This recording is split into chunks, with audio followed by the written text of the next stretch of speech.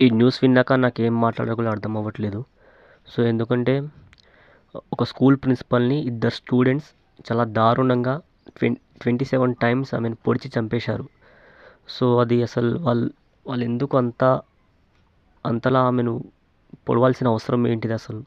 ఎందుకంటే ఇప్పుడు మన కాలంలో ఏంటంటే టీచర్ని మనం ఎంత రెస్పెక్ట్ ఇస్తామో అంతే కొంచెం వాళ్ళతో భయపడుకుంటూ ఒక రెస్పెక్ట్‌తోని ఆ భయం అనేది ఒక రెస్పెక్ట్‌తోని ఉండేదన్నమాట మనకు.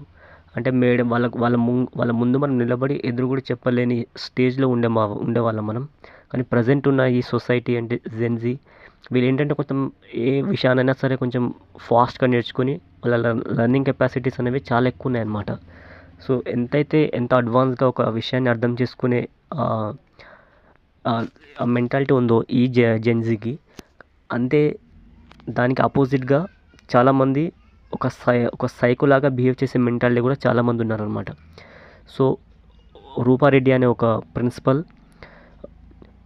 నల్గొండకు సంబంధించిన ఒక స్కూల్ ప్రిన్సిపల్ ఏంటంటే ఒక ఇద్దరు స్టూడెంట్స్ని వాళ్ళు ఒక లావిష్ లైఫ్కి ఒక జల్సాకి అలవాటు పడ్డ ఒక లైఫ్ స్టైల్ని మార్చుకోమని వాళ్ళ పేరెంట్స్ని పిలిపించి వాళ్ళకి స్ట్రిక్ట్ వార్నింగ్ ఇచ్చిందనమాట.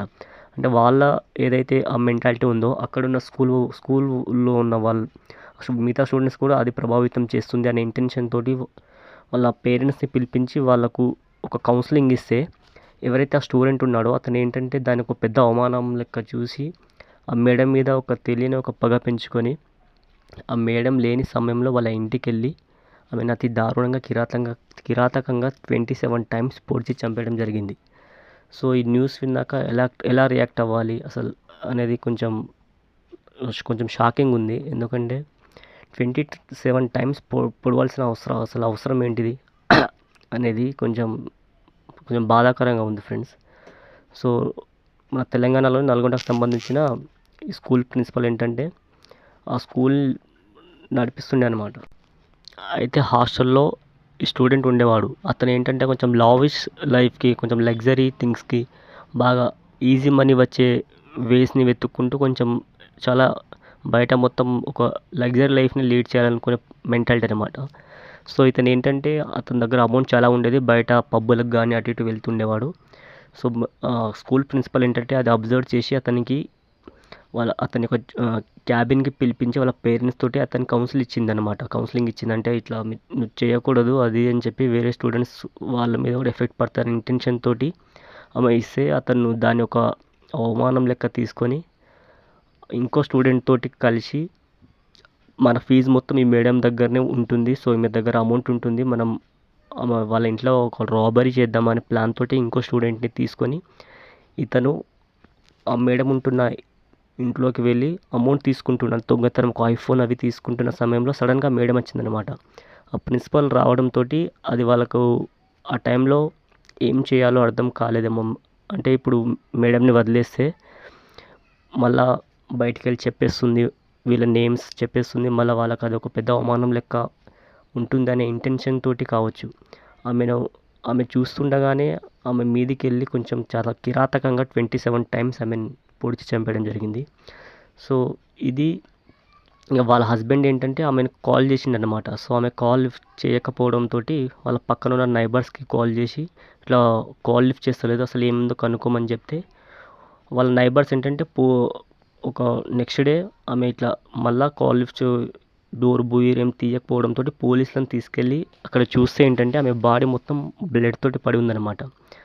సో ఇక పోలీస్ వాళ్ళు ఇది ఖచ్చితంగా మర్డరే అయి ఉంటుంది మర్డర్ అని వాళ్ళు కన్ఫర్మ్ చేసుకొని వాళ్ళు ఇంట్రోగేషన్ స్టార్ట్ చేస్తే వాళ్ళకి ఎంత ఇంట్రోగేషన్ చేసినా ఎంత వాళ్ళు ఎవిడెన్స్ని తీసుకుందామన్నా వాళ్ళకి అంత ఏ క్లూ లేకుండా అది ఉందన్నమాట మర్డర్. సో వాళ్ళు అన్ని కోణాలలో ఫ్యామిలీ పరంగా కానీ ఎవరైనా చేసిరా, ఏమైనా పర్సనల్స్ ఏమైనా ఉన్నాయా, అన్ని విధాలుగా వాళ్ళు సెర్చ్ చేస్తే వాళ్ళకు లాస్ట్గా దొరికింది ఏంటంటే ఒక ఫోన్ కాల్లో వాళ్ళ పిన్నితో మాట్లాడుతున్నప్పుడు ఆమె ఒక వర్డ్ యూజ్ చేసిందనమాట, బాబు అని.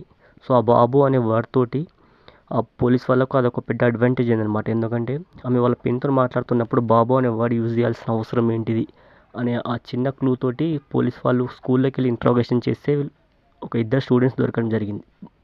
వాళ్ళకు కొంచెం అనుమానాస్పదంగా అనిపించి వాళ్ళను పోలీస్ స్టేషన్కి తీసుకెళ్ళి ఇంట్రాగేషన్ చేస్తే ఒకళ్ళ దగ్గరేమో ఐఫోన్ మొబైల్ ఉంది, ఇంకొకళ్ళ దగ్గరేమో 1.5 lakh క్యాష్ ఏమో ఉందన్నమాట.